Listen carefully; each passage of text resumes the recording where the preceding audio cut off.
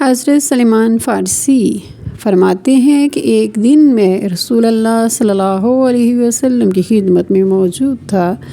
کہ امیر المومنین علی ابن ابی طالب علیہ السلام تشریف لائے،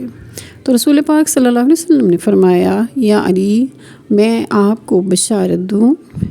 تو امام علی علیہ السلام نے عرض کی، کیوں نہیں یا رسول اللہ صلی اللہ علیہ وآلہ وسلم؟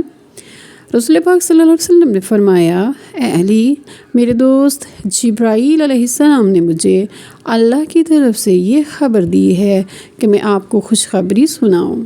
کہ اللہ تعالیٰ نے آپ کے دو ستون عرشیوں کو 7 خصال عطا کیے ہیں، یعنی 7 ایسی خوبیاں جو کسی اور کے لیے نہیں ہیں۔ رسول پاک نے فرمایا کہ جبرائیل نے بتایا ہے کہ اللہ تعالیٰ علی کے شیعوں اور دوستوں کے ساتھ موت کے وقت نرمی اختیار کرے گا، دہشت اور خوف کے وقت انس کا اظہار کرے گا، قبر کی تاریکی میں نور بن کے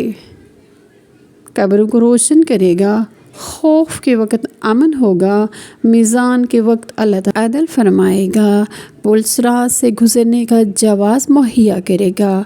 اور باقی امت محمد صلی اللہ علیہ وآلہ وسلم کے سارے لوگوں سے پہلے 80 سال پہلے علی کی شیعوں اور دوستوں کو جنت میں داخلہ کا پروانہ جاری کرے گا۔ بس سلام ہو اے علی، آپ پر، آپ کے دوستوں پر اور آپ کے شیعوں پر۔